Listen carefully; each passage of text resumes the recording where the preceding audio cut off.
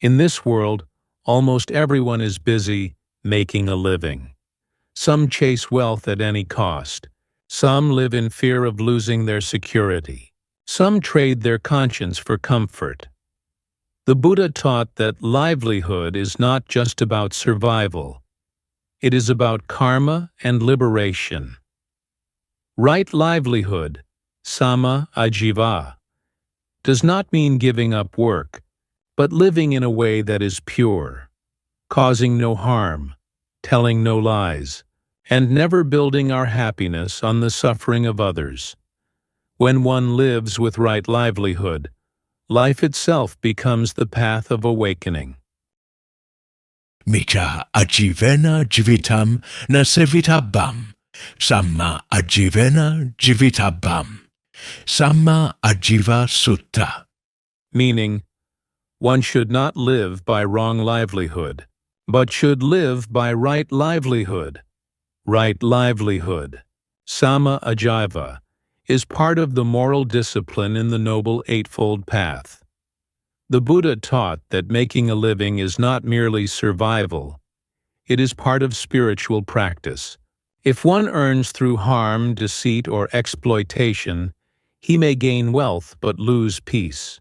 Only through compassion and honesty can one live a truly pure life. Sattva-nijja, Sattva-nijja, Mamsa-vanijja, Majja-vanijja, Visa-vanijja, Ime Panca-vanijja na sevitabba. Anguttara Nikaya. In the Anguttara Nikaya, the Buddha listed 5 kinds of trades to be avoided. Trading in weapons. 2. Trading in living beings. 3. Trading in meat, livelihood by killing, or trading in intoxicants. 5. Trading in poisons. All of these share one root: livelihood through harm. The Buddha did not condemn wealth, but reminded us, wealth built upon suffering can never bring true peace. Right livelihood is not only about what we do, but about how we live. When one no longer lives by greed, anger, or delusion, every action becomes part of spiritual cultivation. Right livelihood turns ordinary work into a path of awakening. The way we earn our living shapes the direction of our heart. Those who live by right livelihood gain not only sustenance, but compassion. When wealth is no longer rooted in harm, life returns to peace and dignity.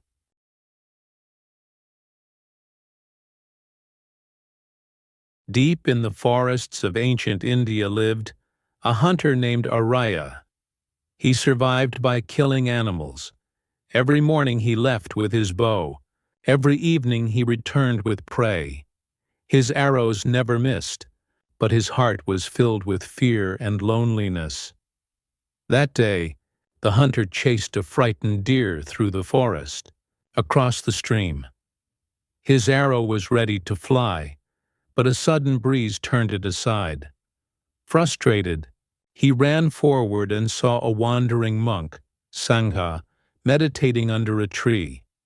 The deer rested calmly beside him, unafraid, peaceful. The hunter shouted, "That beast is my prey. Why do you keep it?" The monk opened his eyes, calm yet firm. "You are not chasing the deer. You are chasing the heart you can never catch." The hunter froze. Those words struck him like lightning, cutting through years of darkness. A deep weariness rose in him, not of the body, but of the hollow heart. That night, he couldn't sleep. He heard again the deer's breath, and the words, "The uncatchable heart." He looked at his bow on the wall, a tool of his life and of death. He stepped outside, broke the bow, and cast it into the river. The river carried it away, and with it, his past karma. From then on, he never hunted again. He patrolled the forest, removed traps, and cared for wounded creatures.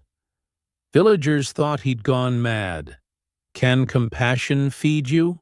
they mocked. He smiled and said, "My belly may be emptier, but my heart is full." Months later the king heard of this and summoned the hunter. The king asked, "You gave up hunting. Are you not afraid of poverty?" The hunter bowed deeply. "I once chased life. Now I protect it. I have cast away the poverty of the heart, not wealth. When the heart is rich, the world is enough." The king was silent for a long time, then said softly, "Your poverty is purer than all riches." From that day on, he was known as guardian of the forest. No more traps were found, only bird song and the whisper of the wind through the living woods.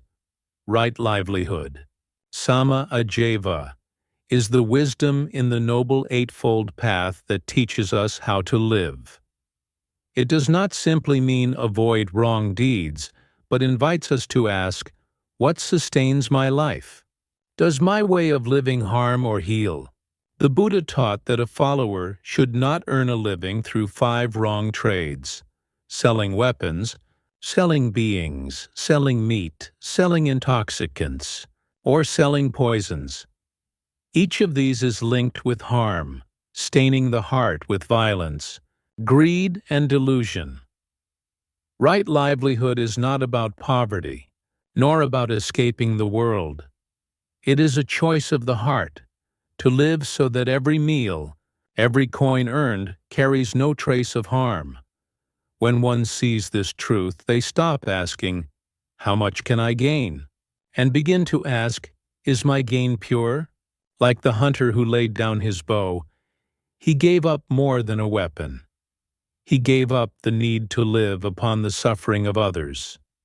From that moment on, his way of living itself became a path of practice.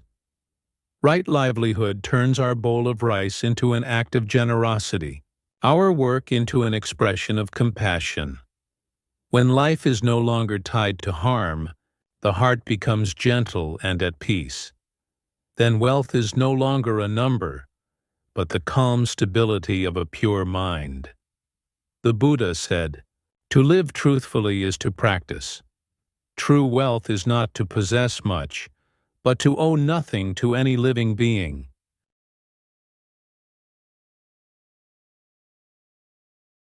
In 2019, in a small Orang Asli village in Selangor, Malaysia, 2 young volunteers, Lim Shin Yu, Shin, and Jason Wee, were helping build homes. They saw many mothers staying home to care for their children, yet struggling without steady income. At that moment, a simple wish arose. What if we could bring the work to the village so mothers could earn a living from home? They founded the Asli Co., a social enterprise. Asli means authentic or pure in Malay. They trained Orang Asli mothers to craft cement pots, handmade soaps, and fabric bags, then sold them online and at urban markets. Each product carried a message of a pure livelihood. No harm, no exploitation, only honest work by hand. In 2020, the pandemic hit. Cities were locked down, markets frozen. Yet Shin and Jason refused to give up. They quickly shifted to making fabric masks and gift sets, so the artisans could keep earning. That year, no one in the village went hungry, because pure work sustained them. Today, the Asli Co. works with about 60 Orang Asli mothers across Selangor, Pahang, Perak, and Negeri Sembilan. Children have returned to school. Families regained stability and dignity. One mother said, "I used to survive by hunting and cutting trees. Now I live by my hands and creativity." The Buddha taught, to live by means that cause no harm and generate no unwholesome karma. That is right livelihood.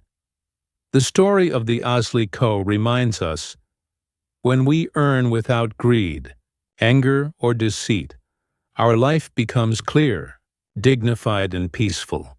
A pure livelihood isn't isolation from the world. It's bringing compassion into it. Right livelihood, Sammā-ājīva, is not to abandon life, but to turn life itself into the path. When one realizes that life is not just about surviving, but about living with compassion, wisdom, and dignity, then livelihood itself becomes practice. Right livelihood, Sammā-ājīva, is not to escape the world, but to live purely within it. When the heart no longer feeds on greed, hatred, or deceit, even the simplest job can shine with light. True wealth is not how much we earn, but whether we have kept our integrity while earning it. And when life becomes pure, a new question naturally arises. How can I let goodness grow? How can awakening continue? That is the next step on the path. Right effort, Sammā-vayama, the unceasing energy that keeps the heart awake.